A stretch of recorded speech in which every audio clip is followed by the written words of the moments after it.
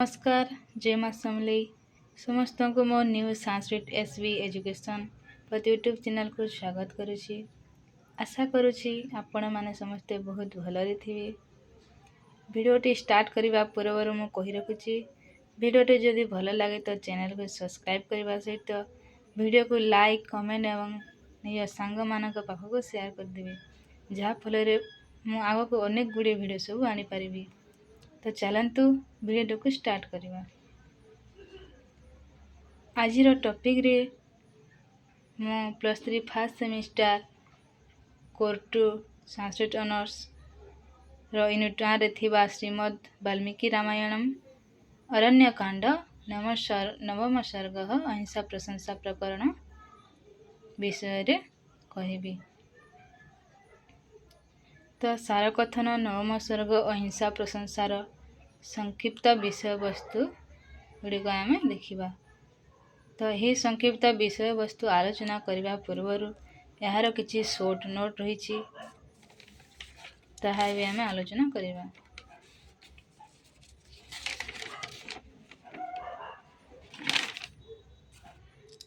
रामंक अयन रामायण अयनर अर्थ होछि मार्ग अर्थात रामायणर अर्थ होछि रामंक मार्ग अर्थात मर्यादा पुरुष रामचंद्र का इतिहास चरित गाथा जो वर्णित होइछि ताकू रामायण बोली कहुए। वाल्मीकि को आदि कवि और रामायण को आदि काव्य बोली कहुए। सर्वप्रथम रामायण रे महाकाव्यर समस्त लक्षण सम्मानित होइतिबारु रामायण को आदि काव्य बोली कहुए। स्कंद पुराण रे वैशाख महात्म्यर लेखा जाइछि जे स्तंभ नामक एक ब्राह्मण थिले। से जन्मांतरीय कुसंस्कार जो जीवन रे पथभ्रष्ट होई अन्य जन्म रे एक व्याधर घरे जन्म ग्रहण करथिले। त्रिकालज्ञ महामुनि शंखंकर कृपारु ताहांको महामंत्र तथा राम नाम जप करिवार उपदेश प्राप्त होइथिला। एही राम नाम जपर प्रभावरु सेही जीवात्मा तृतीय जन्म रे ब्राह्मण वंश रे जन्म ग्रहण कले और अग्निशर्मा नाम रे विख्यात हेले। तांकर नाम हेला रत्नाकर। सन्थ ब्राह्मण रत्नाकर राम नाम जपरे एते तल्लीन होई जाइथिले जे दिने जप करुवा समय तांकर देहाध्यास होइगला एवं से समाधिस्थ होइगले। तांको उपरे ओहंका होइगला। बहुत दिन पर जितेबेले तांकर समाधि भंग हैला से बाहर को आसिले सेतेबेले से महर्षि वाल्मीकि नाम रे संसार रे प्रसिद्धि लाभ करिले।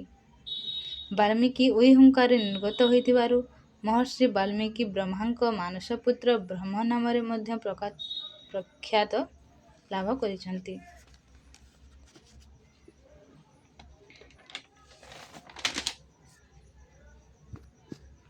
महर्षिंक 11टी नाम थिला यथा स्तंभ, व्याध, अग्निशर्मा, रत्नाकर, ब्रह्म, वाल्मीकि, रुक्ष, प्राचेतस, भार्गव, वाल्मीकि, अदंत एवं तुलसी।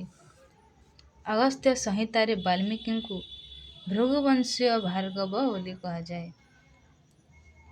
महर्षि वाल्मीकि जणे लोकभावा भित्तिक बा लोकभावाभिज्ञ सरस भावानुबोध मानव मनोविज्ञान विदग्ध कवि थिले जे कि रामचरित्र को आश्रय करी लौकिक भावमय रसभाव भाषलम कारालम कृतम सर्वजन ग्राह्य महाकाव्यटी रचना करछंती। एणु आदि कवि उपाधि रे विभूषित होइछंती। आदि काव्य रामायण को चतुर्विंशति सहस्री संहिता बोली कहा जाए कारण रामायण रे 24,000 श्लोक रही अछि। एही रामायण रे 7 कोटी कांड रही अछि और प्रत्येक कांड केतोटी सर्गर विभक्त होइछि यथा बालकांड एथिरे रहिछि 77टी सर्ग। 2 नंबर रहिछि अयोध्याकांड एथिरे रहिछि 119टी सर्ग। 3 नंबर रहिछि अरण्यकांड एथिरे रहिछि 75टी सर्ग। 4 नंबर रहिछि किष्किंधा कांड ଏଥିରେ ରହିଛି 67ଟି ସର୍ଗ। 5 ନମ୍ବରରେ ଆସୁଛି ସୁନ୍ଦରାକାଣ୍ଡ, ଏଥିରେ ରହିଛି 68ଟି ସର୍ଗ। 6 ନମ୍ବରରେ ଆସୁଛି ଯୁଦ୍ଧକାଣ୍ଡ, ଏଥିରେ ରହିଛି 128ଟି ସର୍ଗ। ଏବଂ 7 ନମ୍ବରରେ ଆସୁଛି ଉତ୍ତରାକାଣ୍ଡ, ଏଥିରେ ରହିଛି 111ଟି ସର୍ଗ। ତ ଚାଲନ୍ତୁ ଏବେ ଆମେ ନବମ ସର୍ଗ ଅହିଂସା ପ୍ରଶଂସାର ସଂକ୍ଷିପ୍ତ ବିଷୟବସ୍ତୁ ଗୁଡ଼ିକୁ ଆଲୋଚନା କରିବା। ମହାରାଜ ଦଶରଥ କୈକେୟୀଙ୍କ ଠାରୁ ପ୍ରତିଶ୍ରୁତିବଦ୍ଧ ହେବା ପରେ ଭରତଙ୍କ ରାଜସିଂହାସନ ଓ ଶ୍ରୀରାମଙ୍କ ବନବାସ, ଏହି ଦୁଇ କାର୍ଯ୍ୟ ସମ୍ପାଦନ ନିମନ୍ତେ ଶ୍ରୀରାମ ମଧ୍ୟ ବଦ୍ଧପରିକର ହୋଇଛନ୍ତି। ଏଥିପାଇଁ ଶ୍ରୀରାମ ବନବାସ ପାଇଁ ପ୍ରସ୍ତୁତି ପର୍ବ ଆରମ୍ଭ କରିଛନ୍ତି। ଏହା ଦେଖି ଲକ୍ଷ୍ମଣ ଓ ସୀତା ମଧ୍ୟ ଶ୍ରୀରାମଙ୍କ ସହ ସହଯାତ୍ରୀ ହେବା ପାଇଁ ମନ ବଳାଇ ସଫଳ ହୋଇଛନ୍ତି। ଶେଷରେ ଶ୍ରୀରାମ, ଲକ୍ଷ୍ମଣ ଓ ସୀତା ରଥାରୋହଣ କରି ତମସା ନଦୀ କୂଳରେ ପହଞ୍ଚିଛନ୍ତି। ସେମାନେ କ୍ରମଶଃ କୋଶଳ ଜନପଦ ଅତିକ୍ରମ କରି ଗୋମତୀ ଚଣ୍ଡିକା ନଦୀ ପାରି ହୋଇ ଶୃଙ୍ଗବେରପୁରରେ ପହଞ୍ଚିଛନ୍ତି। ତାପରେ ଗଙ୍ଗା ନଦୀ ପାର ହୋଇ ବର୍ଷ ଦେଶରେ ପ୍ରବେଶ କରିଛନ୍ତି। ଭରଦ୍ୱାଜ ଆଶ୍ରମ, ଚିତ୍ରକୂଟ, ଯମୁନା, ଅତ୍ରି ମୁନିଙ୍କ ଆଶ୍ରମ ଓ ଶେଷରେ ଦଣ୍ଡକାରଣ୍ୟରେ ଶ୍ରୀରାମ, ଲକ୍ଷ୍ମଣ, ସୀତା ପ୍ରବେଶ କରିଛନ୍ତି।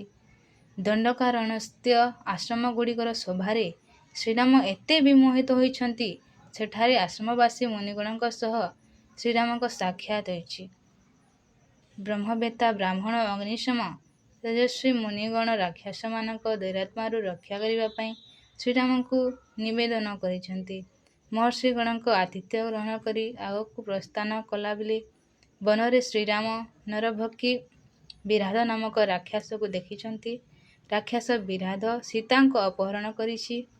ଏହାପରେ ଶ୍ରୀରାମ ଓ ଲକ୍ଷ୍ମଣ ବିରାଧ ସହ ଯୁଦ୍ଧ କରିଛନ୍ତି। ବିରାଧର ଶେଷରେ ମୃତ୍ୟୁ ହେଉଛି। ବିରାଧ ନିଜର ଏପରି ରାକ୍ଷସ ଜନ୍ମର ବୃତ୍ତାନ୍ତ କରିଛି। ଶେଷରେ ରାମଙ୍କ ଦ୍ୱାରା ମୁକ୍ତି ଲାଭ କରିଛି। ଏହାପରେ ଶ୍ରୀରାମ ଶରକ୍ଷୀଭଙ୍ଗ ଋଷିଙ୍କ ଆଶ୍ରମରେ ପହଞ୍ଚିଛନ୍ତି। ଶରଭଙ୍ଗ ଋଷିଙ୍କ ବ୍ରହ୍ମଲୋକ ଗମନ ପରେ ବାଲଖିଲ୍ୟ,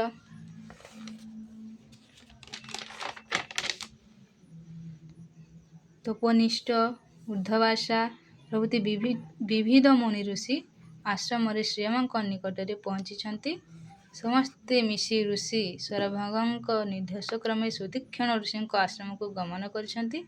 ସୁତୀକ୍ଷ୍ଣ ଋଷି ଦଣ୍ଡକାରଣ୍ୟରେ ତପସ୍ୟା କରୁଥିବା ମୁନି ଋଷିଙ୍କ ଦୁରାବସ୍ଥା, ରାକ୍ଷସମାନଙ୍କ ଦ୍ୱାରା ତପ କାର୍ଯ୍ୟରେ ବିଘ୍ନ ସୃଷ୍ଟି କରିବା, ମୁନି ଋଷିଙ୍କ ଅଯଥାରେ ହତ୍ୟା କରାଯିବା ପ୍ରଭୃତି ଘଟଣାରେ ବର୍ଣ୍ଣନା କରିବା ପୂର୍ବକ ଶ୍ରୀରାମଙ୍କୁ ଦଣ୍ଡକାରଣ୍ୟ ଭ୍ରମଣ କରିବା ପାଇଁ ପରାମର୍ଶ ଦେଇଛନ୍ତି।